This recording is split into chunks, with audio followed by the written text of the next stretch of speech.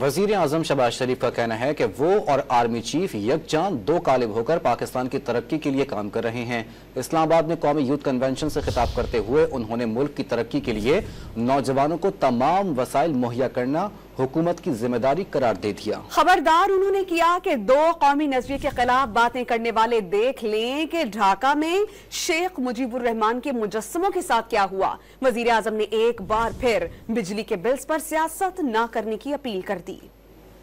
میں آج آپ کو بلا خوف تردید کہتا ہوں کہ میں آج اگر پاکستان کا خادم ہوں تو پاکستان آرمی کا جو سپہ سالار موجود ہیں، یقین کریں کہ یکجاں دو قالب ہو کر صرف پاکستان کے عظیم مقصد کے لیے ہم کام کر رہے ہیں۔ بالکل جس شخص نے وہ ایک پاکستان کے خلاف تحریک چلائی تھی اور کہا تھا کہ دو قومی نظریہ ختم ہو چکا اور وہ بحر ہند میں غرق ہو گیا، آج آپ دیکھیے کہ وہاں پر جو اس کے وہاں پر سٹیچوز تھے ان کے ساتھ کیا ہوا۔ پنجاب حکومت نے اپنے صوبائی وسائل سے، اس کا وفاق سے کوئی تعلق نہیں، صوبائی وسائل سے 45 ارب روپے انہوں نے خرچ کیے اور 2 مہینے کے لیے 200 یونٹ سے لے کر 500 یونٹ تک جو بھی